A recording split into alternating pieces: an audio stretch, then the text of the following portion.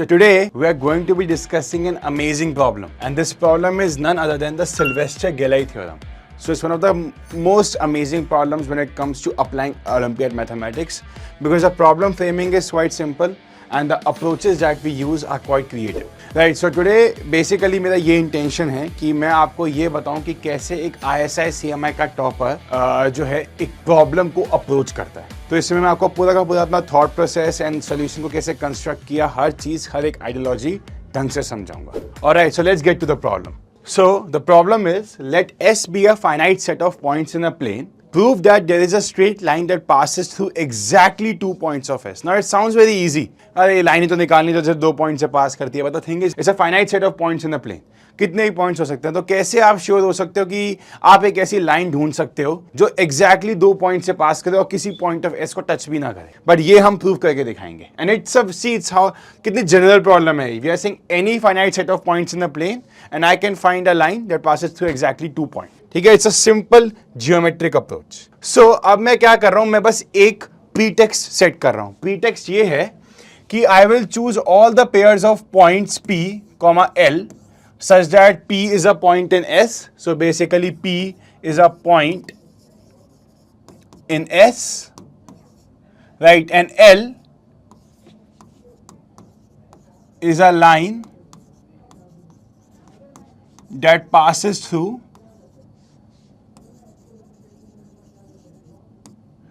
any 2 points in S.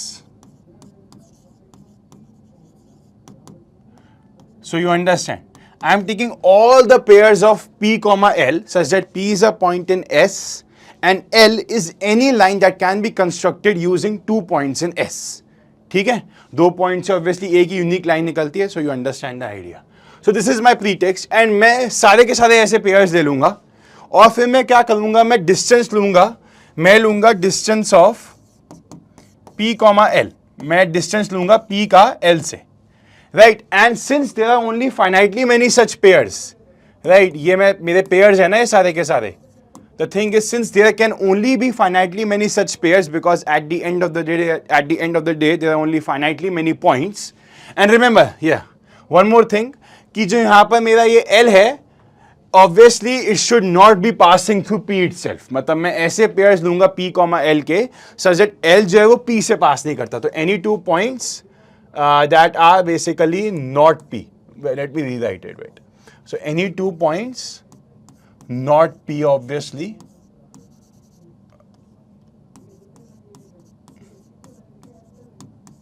yeah, because obviously अगर L P से पास करता होगा तो डिस्टेंस 0 हो जाएगा, and that's something we do not want. Right, so मैं ऐसे सारे pairs लूंगा.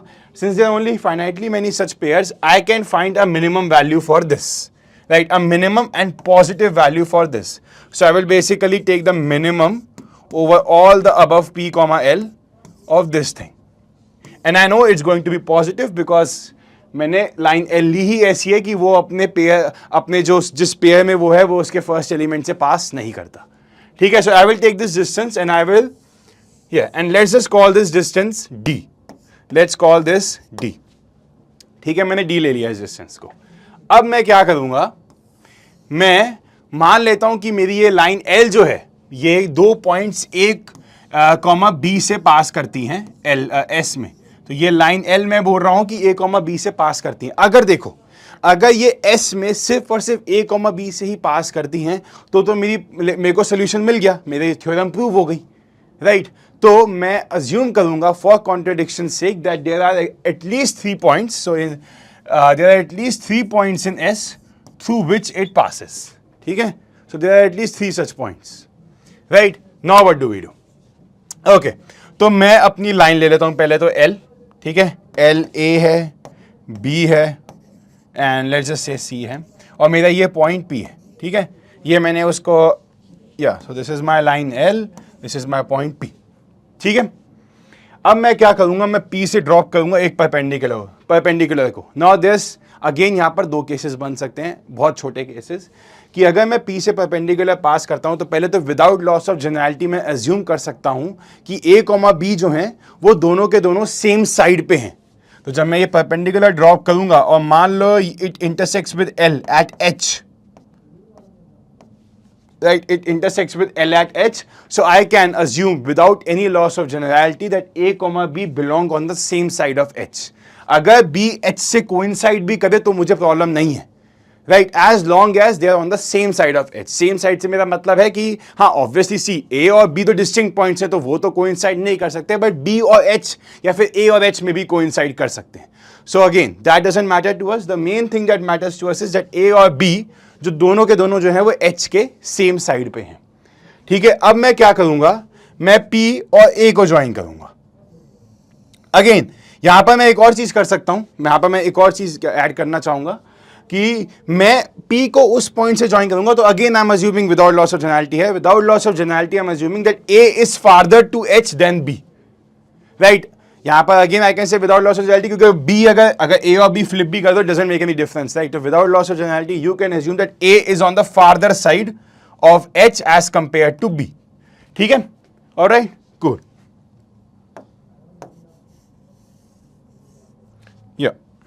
अब मैं क्या करूंगा, अब मैं यहां पर एक ट्रिक अप्लाई करूंगा कि मैंने जब P और A को ज्वाइन किया, अब मुझे देखो ये रिमेंबर दैट ये डिस्टेंस जो है, ये डिस्टेंस जो है ये मिनिमम है. This is the minimum over all these pairs, remember this. ठीक है, बट यहां पर आप एक चीज बहुत ध्यान से देख सकते हो कि जब मैं B से P लाइन PA पे, लाइन सेगमेंट PA पे जब मैं B से एक परपेंडिकुलर ड्रॉप करूंगा तो उस परपेंडिकुलर की जो लेंथ होगी वो PH से कम होगी. Now this is something you can see very easily. देखो अगर तो B और H coincide नहीं करते तो what you can do is you can draw basically you can draw perpendicular on PA from H, and obviously that will be what, that will be parallel to the perpendicular drawn from B on PA. So जो B से मैंने PA पे perpendicular draw किया है, मैं क्या करूँगा, मैं H से भी एक PA पे perpendicular draw करूँगा. And now you can very easily see क्योंकि ये perpendicular है तो BH जो है इस छोटे वाले ट्राइंगल को देखोगा, मैं मान लो इस पॉइंट को अगर मैं इस पॉइंट को S बोल दूं, ठीक है, तो ये ट्राइंगल PSH है, it is right angle at S, and clearly you can see that PH जो है इस ट्राइंगल का हाइपोटेन्यूज है, hence it's the biggest length, right. And again it's very easy to see if I call this point S dash. अगर तो B coincide नहीं करता H से तो BS डैश की वैल्यू HS से कम है और HS की वैल्यू PH से कम है. तो बेसिकली BS डैश की वैल्यू जो है, या फिर I can also call BS dash as this thing, right. More formally I can call BS dash as distance of B from PA, from the line segment PA. Obviously it's less than D, right. और अगर वो coincide भी करेगा तो क्यों अगर मान लो B coincide भी करता होता H से तो वो बेसिकली क्योंकि HS की वैल्यू भी D से कम है, तो I can actually extend this inequality and write it like this, right. I can write it like this so that I can account for the case when B coincides with H, right. This is smaller than equal to, but this is strictly smaller here. अब हमें इससे complete क्या हुआ, हमें क्या मिला कि भाई जो ये डिस्टेंस है B का PA से, in any case it's strictly less than D.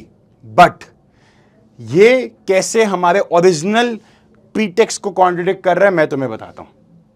अब देखो ये जो PA है, ये दोनों P, A दोनों जो हैं S के पॉइंट्स हैं, राइट.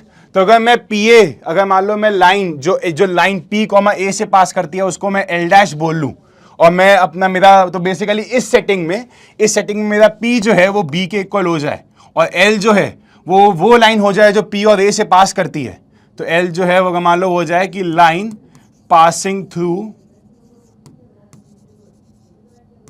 अब आई मीन ये इस सेटिंग के P और A हैं, तो let me just not right this, actually confusion हो जाएगा फालतू में. I think you guys can understand this all of this fiasco without me reframing it in original sense as well. हाँ, तो मेरा अगर L डैश है वो मुझे पता है कि P, A से पास करता है, राइट. तो वो बेसिकली एक वो जो है वो एक लाइन है मेरी, और B मेरा एक पॉइंट है जो S को बिलोंग करता है.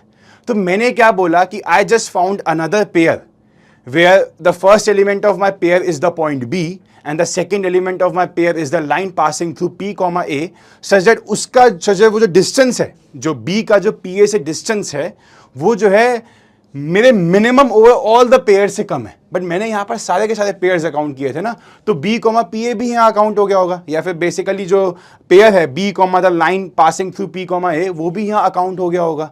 तो ये मिनिमम से कम कैसे हो सकता है, क्योंकि मैंने मिनिमम में इसको इंक्लूड किया था। So we have a contradiction. Alright, I will repeat this one last time. तो मैंने क्या किया, मैंने अपना एल डैश लिया which is the line passing through P comma A, क्योंकि P कॉमा ए दोनों S को बिलोंग करते हैं, तो L dash is a valid second element of this pair, right. इसकी क्या है कि L is a line passing through any 2 points not P। Basically in this case अगर मैं इसको ऐसे लिखूं, तो अगर मेरा ये जो है ये B कॉमा L डैश है, तो ये कैसे मेरे उस पेयर को सेटिस्फाई करता है, क्योंकि मेरा B जो है वो ऑब्वियसली एक पॉइंट है S में, राइट, और मेरा L डैश जो है it is a line, it is a line passing through